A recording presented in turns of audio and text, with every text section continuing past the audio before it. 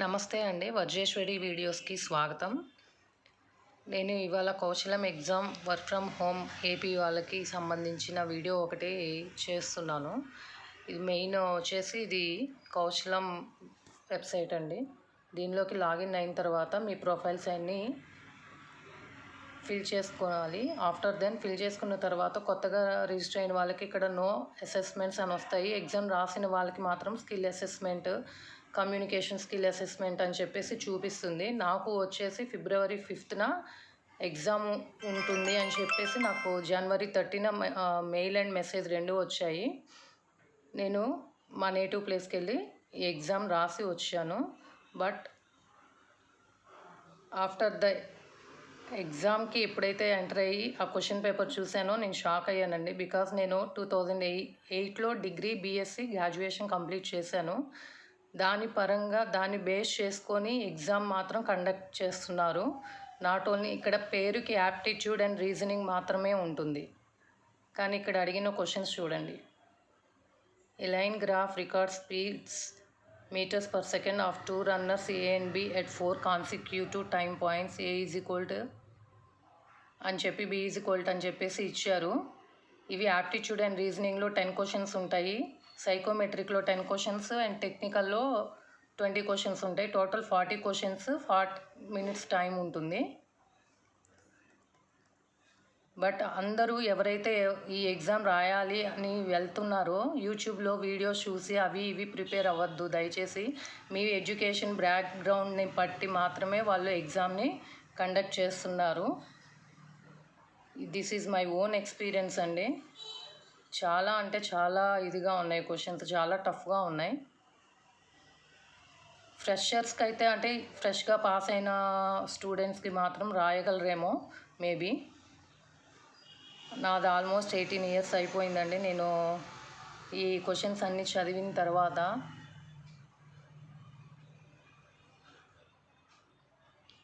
చూడండి, select the sentences that correctly use the idioms spill the beans అని ఈ క్వశ్చన్కి కొంచెం కరెక్ట్గా అయిన ఆన్సర్స్ని టిక్ చేయమంటారు.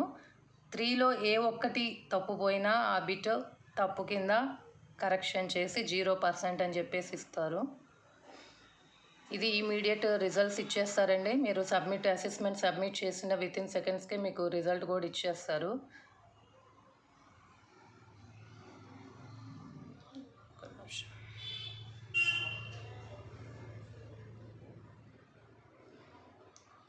Second question, statement.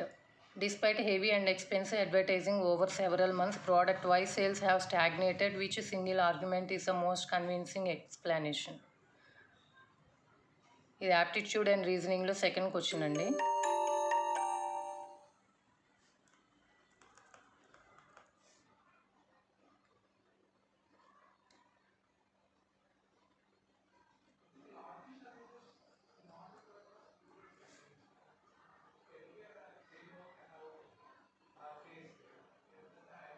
In third question, company X reported higher revenue this year but lower net profits compared with last year.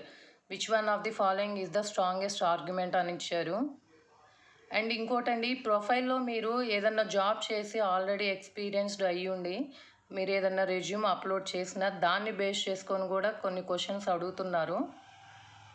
చూడండి, which of the following months always have 31 days అన్నారు. నేను జనవరి అండ్ మార్చ్ పెట్టాను, but March అనేది wrong అని చెప్పేసి ఈ బిట్కి cancel చేసేసారు. Which slope corresponds to an angle of 300 degrees?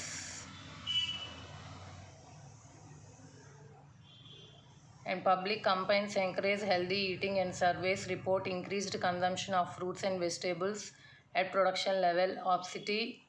Obesity rates rise. Which of the following could plausibly account for this paradox?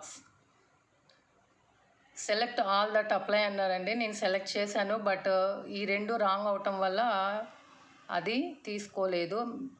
Maximum ఇది computerised question పేపరేనండి. ఇది యాప్టిట్యూడ్ అండ్ రీజనింగ్. అండ్ టెక్నికల్లో చాలా వరకు క్వశ్చన్స్ అడిగారండి, చాలా డెప్త్. ఇన్ 2008లో pass అయిన డిగ్రీ క్యాండిడేట్స్, ఇంటర్ క్యాండిడేట్స్ ఎవరైనా సరే ఇక్కడ కొన్ని క్వశ్చన్స్ డిస్క్రిప్షన్స్ ఇచ్చారండి. Which rule of thumb conditions allow using a normal approximation of a binomial distribution when performing statistical checks on daily transaction counts? మీకు XL experience ఉంటే ఎక్సెల్కి సంబంధించి కొన్ని బిట్స్ అడుగుతారు. మీరు ఏదైనా జాబ్ చేస్తుంటే దానికి సంబంధించి కొన్ని క్వశ్చన్స్ అడుగుతారు. లైక్ దిస్ చాలా ఇచ్చారండి questions. Communication skill assessment 15 minutes ఉంటుందండి, కానీ 30 seconds రికార్డ్ అవుతుంది. అది ఇంగ్లీష్ ఆర్ తెలుగు కంటిన్యూస్గా మాట్లాడాలి, బ్రేక్ లేకుండా. ఇది టెక్నికల్ క్వశ్చన్స్ చూపిస్తాను, ఆగండి మీకు. ఇగో చూడండి. As an experienced office admin with Excel and basic programming knowledge describe a detailed implementable daily cash reconciliation process that reduces manual errors and supports an end of day report to the branch manager, include validation, segregation of duties and automation steps అని ఇది question అండి.